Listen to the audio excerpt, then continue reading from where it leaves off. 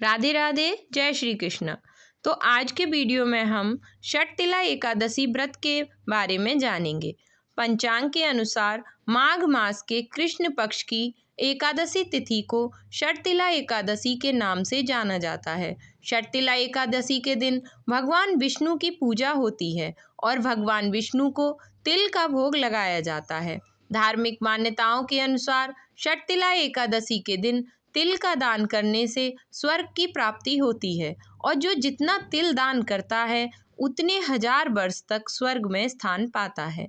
भगवान विष्णु की कृपा से व्यक्ति को मृत्यु के बाद भी मोक्ष मिलता है। वर्तमान समय के पाप और कष्ट दूर हो जाते हैं।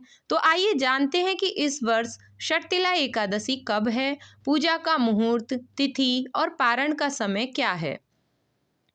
हिंदू कैलेंडर के अनुसार माघ मास के कृष्ण पक्ष की एकादशी तिथि का प्रारंभ 28 जनवरी दिन शुक्रवार को 2:16 पर हो रहा है।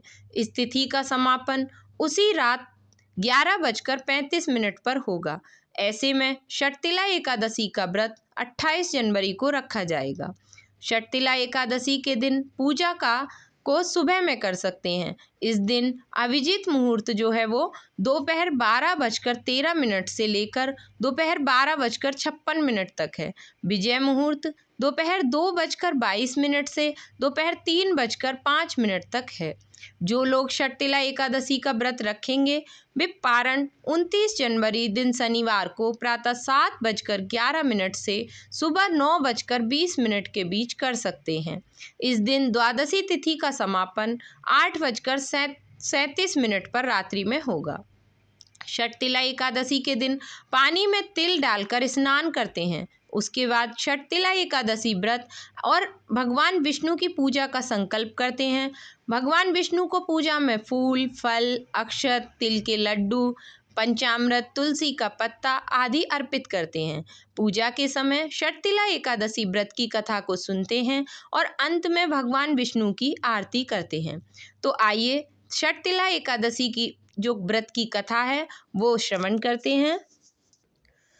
इस कथा को सुनने या पढ़ने से, इस दिन भगवान विष्णु की विधिवत पूजा करने से और षटतिला एकादशी का व्रत रखने से सभी मनोकामनाएं पूर्ण होती हैं। तो आइए कथा स्टार्ट करते हैं। पौराणिक कथा के अनुसार नारद जी ने भगवान विष्णु से षटतिला एकादशी की कथा और उसके महत्व के बारे में बताने का निवेदन किया था। तब भगवान विष्णु ने उनको षटतिला एकादशी कथा सुनाई। बहुत समय पहले की बात है। एक नगर में एक ब्राह्मणी निवास करती थी। वह भगवान श्री हरि विष्णु की भक्त थी। वह भगवान विष्णु के सभी व्रतों को नियम से रखती थी। ऐसे ही एक बार उसने 1 महीने तक व्रत और उपवास रखा। इसकी वजह से उसका शरीर दुर्बल हो गया, लेकिन तन शुद्ध हो गया। अपने भक्त को देखकर भगवान ने सोचा कि तन शुद्धि से इसे वैकुंठ तो प्राप्त हो जाएगा, लेकिन उसका मन तृप्त नहीं होगा। उसने एक गलती की थी कि व्रत के समय कभी भी किसी को कोई दान नहीं दिया था। इस वजह से उसे विष्णु लोक में तृप्ति नहीं मिलेगी। तब भगवान स्वयं उससे दान लेने के लिए उसके घर पर गए। वे उस ब्राह्मणी के घर भिक्षा लेने गए तो उसने भगवान विष्णु को दान में मिट्टी का एक पिंड दे दिया। श्री हरि वहां से चले आए। कुछ दिन बाद ब्राह्मणी का निधन हो गया और वह विष्णु लोक पहुंच गई। उसे वहां पर रहने के लिए एक कुटिया मिली जिसमें कुछ भी नहीं था सिवाय एक आम के पेड़ के।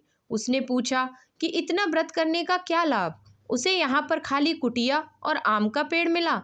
तब श्री हरि ने कहा कि तुमने मनुष्य जीवन में कभी भी अन्न या धन का दान नहीं दिया, ये उसी का परिणाम है। ये सुनकर उसे पश्चाताप होने लगा। उसने प्रभु से इसका उपाय पूछा।